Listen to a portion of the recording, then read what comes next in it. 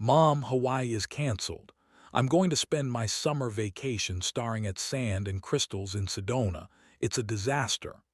I spent the next week comforting my son, Ethan, over his tragedy, unaware he was already packing his snorkel gear.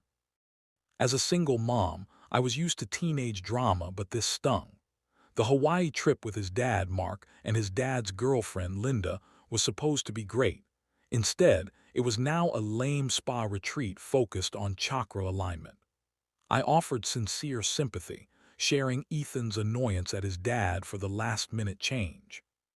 3 days into his supposed southwestern misery, I was scrolling through social media. A notification popped up. Ethan D. liked a photo. It was a picture posted by Linda. The image was a panoramic shot of an impossibly turquoise bay. In the foreground, a shirtless, grinning Ethan was emerging from the ocean, holding a bright yellow snorkel mask. He looked less miserable and more like a boy having the time of his life. The caption sealed the lie: perfect day snorkeling on the North Shore. So glad we went with Plan A after all. Call Palm. They all lied. My sympathy instantly curdled into cold, calculating anger. My first instinct was to rage, but I decided on something better: revenge by humiliation. I didn't call or text. I went shopping. My revenge tools included a straw hat 3 sizes too small, a blindingly bright Hawaiian shirt, a jar of white sugar labeled authentic Sedona desert sand, $50. When Ethan returned, he launched into his dramatic monologue about the dusty, pool-less, zen-infused desert hikes. "It was so awful, Mom. I thought I was going to lose it," he concluded with a shudder. "Oh, honey, that sounds just awful," I said sweetly, presenting him with the paper bag.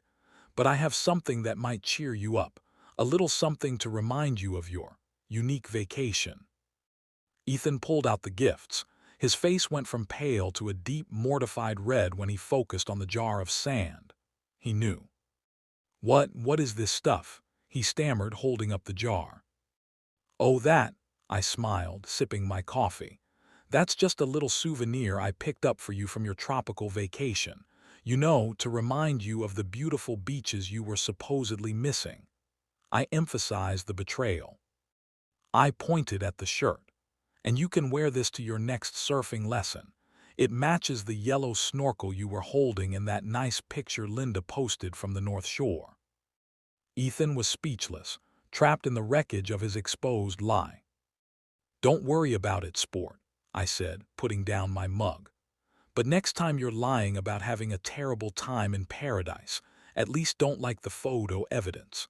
Now, if you'll excuse me, I heard on the news there was an unusual amount of snorkeling gear washing up on the Sedona coastline this week." I left the kitchen, leaving him surrounded by the gaudy tropical evidence. Victory, quiet and satisfying, was mine.